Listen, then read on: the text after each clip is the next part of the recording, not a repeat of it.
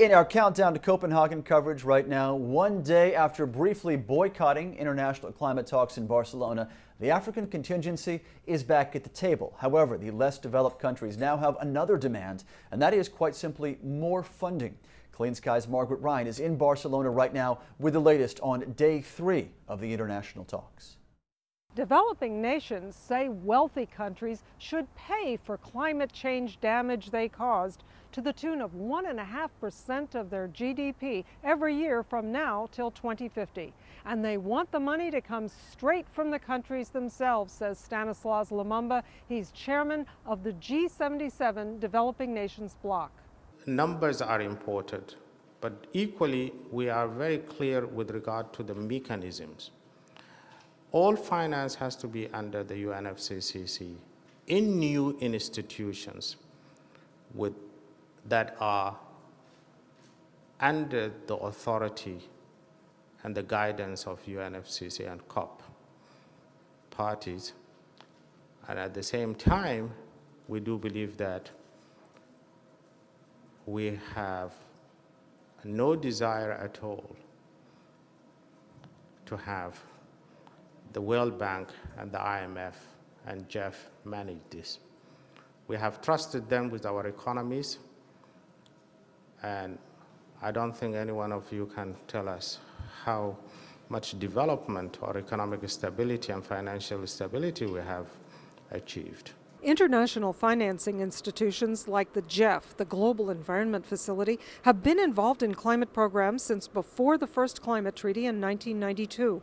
And officials say there's simply no way to meet huge climate funding needs from public treasuries alone.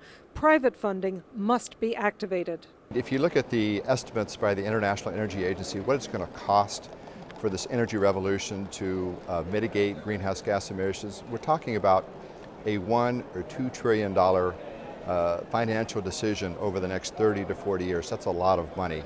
That's about 1% of GDP per year.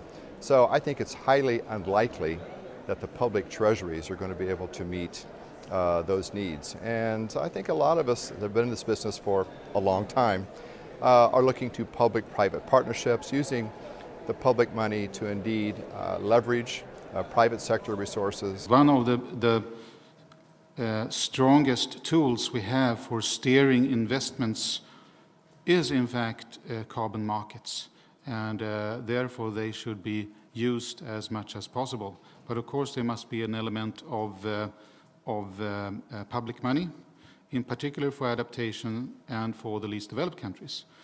For countries that do not today receive much of the total investment flow. Still, the issue of how funding should reach needy countries is a major point of negotiation on the path to Copenhagen. We certainly differ in terms of the views on how the money should be channeled and through which kind of channels they should come.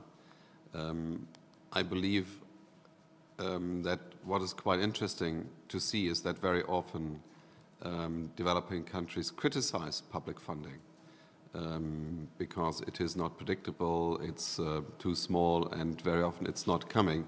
And in this case now they say push so much emphasis on public funding.